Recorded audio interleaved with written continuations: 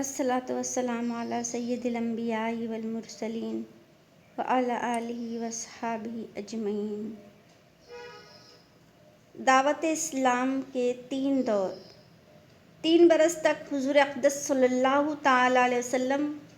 انتہائی پوشیدہ طور پر نہایت ہی راسداری کے ساتھ تبلیغ اسلام کا فریضہ انجام دیتے رہے۔ اس درمیان میں عورتوں میں سب سے پہلے حضرت بی بی خدیجہ رضی اللہ تعالیٰ عنہا، آزاد مردوں میں سب سے پہلے ابوبکر صدیق رضی اللہ تعالیٰ عنہ اور لڑکوں میں سب سے پہلے حضرت علی رضی اللہ تعالیٰ عنہ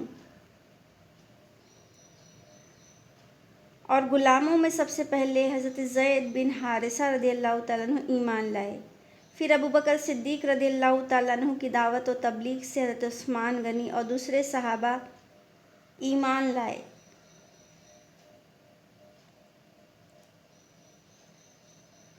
دامن اسلام میں آنے والے وہی لوگ ہیں جو فطرِ نیک طبع اور پہلے ہی سے دین حق کی تلاش میں سرگرداں تھے اور کفار قریش کی شرک و بت پرستی اور مشرکانہ رسوم سے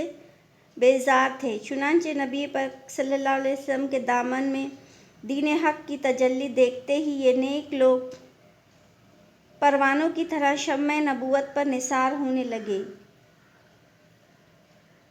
اور مشرف با اسلام ہوئے۔ دوسرا جو دور تھا، 3 برس کی اس خفیہ دعوت میں مسلمانوں کی ایک جماعت تیار ہو گئی۔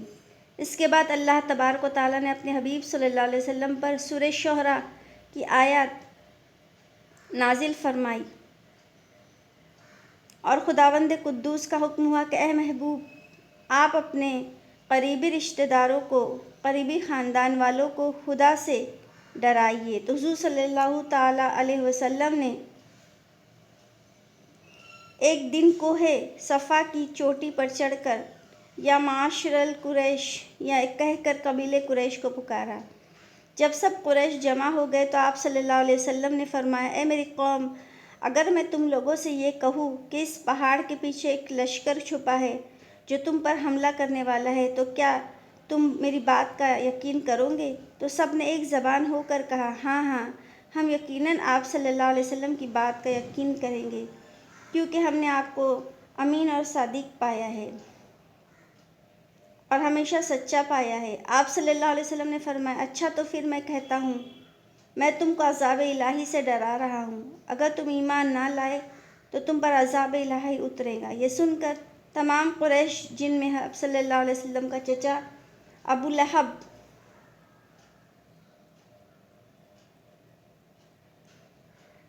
تھا، سخت ناراض ہو کر سب کے سب چلے گئے اور حضور صلی اللہ علیہ وسلم کی شان میں اول فول بکنے لگے۔ تیسرا دور۔ اب وہ وقت آیا کہ اعلان نبوت کے 4تھے سال سورہ حجر کی آیت نازل ہوئی۔ حضرت حق جل جلالہ نے یہ حکم فرمایا کہ اے محبوب صلی اللہ تعالیٰ علیہ وسلم، آپ کو جو حکم دیا گیا اس کو علی الاعلان بیان فرمائیے۔ چنانچہ اس کے بعد آپ صلی اللہ علیہ وسلم علانیہ طور پر دین اسلام کی تبلیغ کرنے لگے اور شرک اور بت پرستی کو کھلم کھلا بیان کرنے لگے۔ تمام قریش، تمام اہل مکہ، پورا عرب آپ کی مخالفت میں کمر بستہ ہو گیا اور حضور صلی اللہ علیہ وسلم اور مسلمانوں کی ایذا رسانیوں کا ایک طولانی سلسلہ شروع ہو گیا۔ رحمت عالم، نور مجسم، احمد مجتبیٰ، محمد مصطفیٰ صلی اللہ تعالیٰ علیہ وسلم پر کفار قریش کے ظلم و ستم شروع ہو گئے۔ کفار مکہ خاندان بنو ہاشم کے انتقام پر اور لڑائی بھڑک اٹھنے کے خوف سے حضور صلی اللہ علیہ وسلم کو قتل کرنے کے آمادہ ہو گئے۔ وہ قتل تو نہیں کر سکے، لیکن طرح طرح کی تکلیفوں اور ایذا رسانیوں سے آپ صلی اللہ علیہ وسلم پر ظلم و ستم کا پہاڑ توڑنے لگے۔ چنانچہ سب سے پہلے تو حضور صلی اللہ علیہ وسلم کو کہان اور مجنوں اور دیوانہ کہہ کر ستانے لگے اور آپ صلی اللہ علیہ وسلم کے پیچھے شریر شرارتی لڑکوں کو گول لگا کر راستوں میں آپ صلی اللہ علیہ وسلم پر پتھر بازی، گالیاں دینے اور دیوانہ کہہ کر شور مچا کر آپ صلی اللہ علیہ وسلم کے اوپر پتھر پھینکنے اور کفار قریش آپ صلی اللہ علیہ وسلم کے راستوں میں کانٹا بچھانے لگے۔ کبھی آپ صلی اللہ علیہ وسلم کے جسم مبارک پر نجاست ڈالتے، کبھی آپ صلی اللہ علیہ وسلم کو اوجھ کی اوڑیا آپ صلی اللہ تعالیٰ علیہ وسلم کے جسم مبارک پر نجاست ڈالتے، کبھی آپ صلی اللہ علیہ وسلم کو دھکا دیتے، کبھی آپ صلی اللہ علیہ وسلم کی مقدس اور نازک گردن میں چادر کا پھندا ڈال کر گلا گھونٹنے کی کوشش کرتے۔ ایک مرتبہ آپ صلی اللہ علیہ وسلم خانہ کعبہ میں نماز پڑھ رہے تھے۔ ایک دم ایک سنگ دل کافر عقبہ بن ابی معیط نے آپ صلی اللہ علیہ وسلم کے گلے میں چادر کا پھندا ڈالا، اس زور سے کھینچا کہ آپ صلی اللہ تعالیٰ علیہ وسلم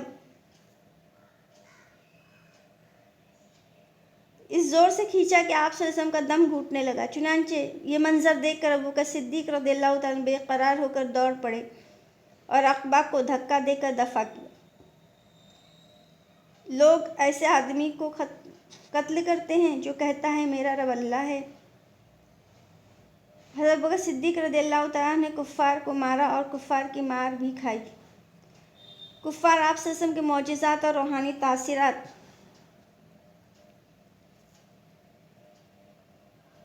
کو دیکھ کر آپ صلی اللہ علیہ وسلم کو سب سے زیادہ جادوگر کہتے۔ جب حضور صلی اللہ علیہ وسلم قرآن شریف کی تلاوت کرتے تو ایک کفار قرآن اور قرآن کو لانے والے جبرائیل اور قرآن کو نازل کرنے والے اللہ تبارک و تعالیٰ کو اور آپ صلی اللہ علیہ وسلم کو گالیاں دیتے اور گلی کوچوں میں پہرا دیا کرتے کہ قرآن کی آواز کسی کے کان میں نہ پڑے، اور تالیاں پیٹ پیٹ کر سیٹیاں بجا کر اس قدر شور کرتے کہ قرآن کی آواز کسی کو سنائی نہ دے۔ حضور صلی اللہ تعالیٰ علیہ وسلم جب کہیں کسی عام مجموعے میں یا میلوں میں قرآن پڑھ کر سناتے یا دعوت ایمان کا آغاز فرماتے تو آپ صلی اللہ علیہ وسلم کا چچا ابو لہب آپ صلی اللہ علیہ وسلم کے پیچھے چلا چلا کر کہتا، اے لوگو، یہ میرا بھتیجا جھوٹا ہے، یہ دیوانہ ہو گیا ہے، نعوذ باللہ، تم لوگ اس کی بات نہ مانو۔ ایک مرتبہ حضور صلی اللہ علیہ وسلم دعوت اسلام کا آغاز فرمانے کے لیے تشریف لے گئے اور لوگوں کو کلمہ حق کی دعوت دی تو ابو جہل آپ کا صلی اللہ علیہ وسلم پر دھول اڑاتا جاتا اور کہتا، اے لوگو، اس فریب میں مت آنا، تم لوگ